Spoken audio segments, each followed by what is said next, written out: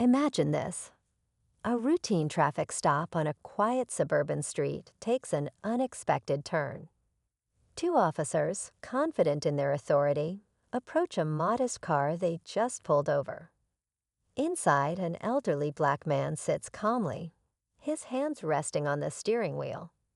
The tension is palpable as they ask for his license and registration, their tone firm but professional. But the man's calm demeanor hints at something they don't know. This isn't just any citizen. They've just pulled over their new chief of department. What happens next is a powerful reminder about assumptions, respect, and how first impressions can drastically shift. Stay tuned as we unpack this extraordinary encounter, revealing the lessons it holds for all of us.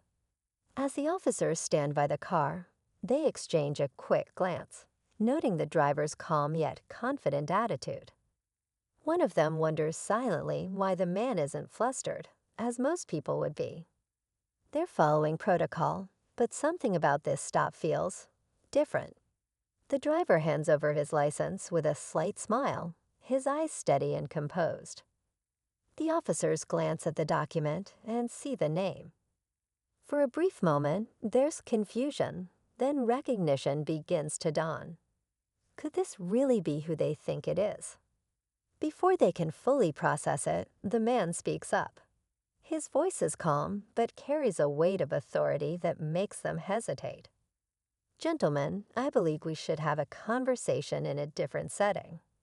The officers stiffen, unsure of what's happening, as the realization slowly sinks in.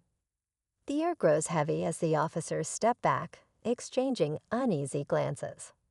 One of them begins to piece it together, recognizing the name and matching it with a recent department-wide email. The new chief of department had been announced just days ago, someone with decades of experience, a reputation for fairness, and a no-nonsense approach. And now, here he was, sitting in front of them, watching their every move. "Is there a problem?" The man asks, his tone calm but firm. The question catches the officers off guard. They hesitate, suddenly aware of how this situation could play out. One officer stammers, "We didn't realize. We were just following routine." But his voice trails off. The chief doesn't react immediately.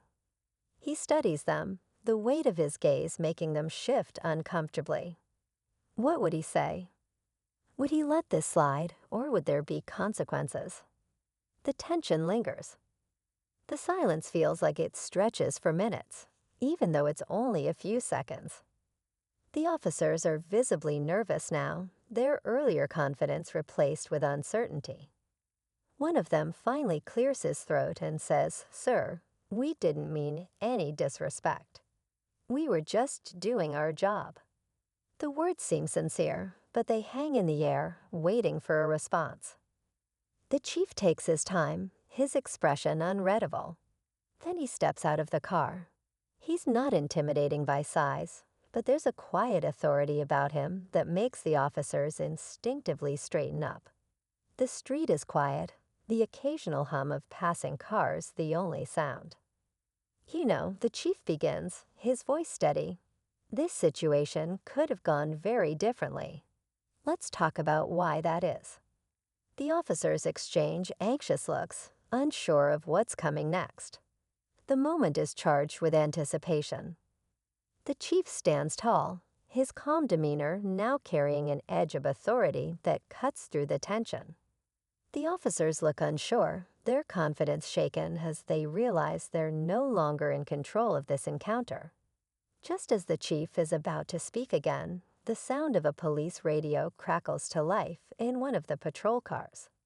A dispatcher's voice comes through, calling for backup in a nearby incident. The officers glance at each other, torn between duty and the tense moment unfolding in front of them. Should we go? One of them asks hesitantly, as if seeking permission. The chief studies them for a moment, his expression unreadable. Then, with a calm but firm voice, he says, "Go handle the call. We'll finish this discussion at the station." As they rush to their car, one officer mutters, What just happened? The chief watches them leave, the weight of unspoken words still hanging in the air. Something deeper is at play, and they all know it. Later that day, the two officers return to the station, still rattled from their earlier encounter. As they walk in, they're greeted by the sight of the chief in full uniform, standing at the front of the briefing room. The room falls silent as he looks directly at them and gestures for them to join the group. The chief begins to address the department, his voice steady and deliberate. This morning, I had the unique opportunity to experience something many people go through every day: a traffic stop. The officers shift uncomfortably as he continues.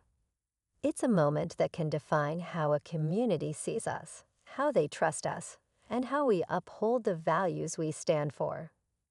Then he surprises everyone. Turning to the officers, he says, "You followed protocol, but let's talk about what went unsaid, how we carry assumptions, and how they shape our actions." The officers nod, understanding the lesson was not just for them, but for everyone in the room. As the chief finishes his speech, he glances at them one last time. This isn't about punishment, it's about growth. Let's be better. The officers leave with a mix of relief and resolve, their perspective forever changed. The chief smiles faintly, knowing this moment was just the beginning of his work. As the officers walked out of the briefing room, they couldn't shake the impact of the chief's words. The experience lingered, not as a reprimand, but as a reminder of the responsibility they carried. They realized that their actions, even in routine moments, could leave a lasting impression. The chief, meanwhile, sat in his office, reflecting on the encounter. It wasn't about pointing fingers. It was about setting a new tone for the department, one rooted in accountability and mutual respect. Over the following weeks, the station felt a shift. Discussions about bias, community trust, and fair treatment became part of daily conversations. The chief's approach was firm but fair, and it resonated with everyone. For the two officers, it was a lesson they would carry throughout their careers. A moment that changed not only how they worked, but how they understood their role in the community.